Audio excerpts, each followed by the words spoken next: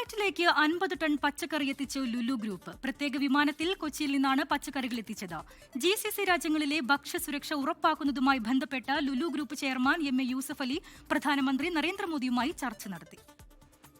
Gulf മേഖലയിലെ സംഘർഷ സാഹചര്യം മൂലം ഭക്ഷ്യസ്ഥിരത ഉറപ്പാക്കുന്നതിനായി ലുലു ഗ്രൂപ്പ് ഏർപ്പെടുത്തിയ പ്രത്യേക വിമാനമാണ് കുവൈറ്റിലെത്തിയത്. ഇന്നലെ വൈകുന്നേരം യാത്രക്കാരില്ലാതെ എത്തിയ കുവൈറ്റ് എയർവേസ് 777 ബോയിംഗ് വിമാനമാണ് 50 ടൺ പച്ചക്കറികളുമായി കുവൈറ്റിലേക്ക് പറന്നത്. ലുലുവിന്റെ കയറ്റുമതി വിഭാഗമായ ഫെയർ എക്സ്പോർട്സ് കർഷകരിൽ നിന്ന് നേരിട്ട് സംഭരിച്ച ഉൽപ്പന്നങ്ങളാണ് കയറ്റി അയച്ചത്. കർഷകർക്കും തൊഴിലാളികൾക്കും പുത്തൻ ഉണർവേകുന്ന നീക്കമാണ് ലുലുവിൻ്റേത്.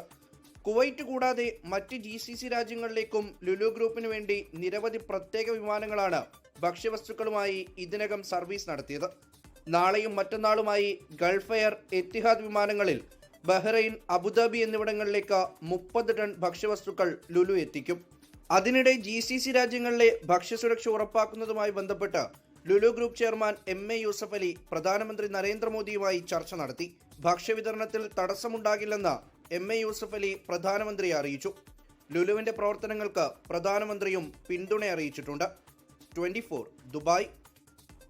ലോകത്തെവിടെയായാലും ഏത് സമയത്തും 24 വാർത്തകളും ഓഗ്മെന്റഡ് റിയാലിറ്റി പാക്കേജുകളും എക്സ്പ്ലെയിനറുകളും വിശദമായി കാണാൻ ഞങ്ങളുടെ YouTube ചാനൽ നിങ്ങൾക്ക് സബ്സ്ക്രൈബ് ചെയ്യാം.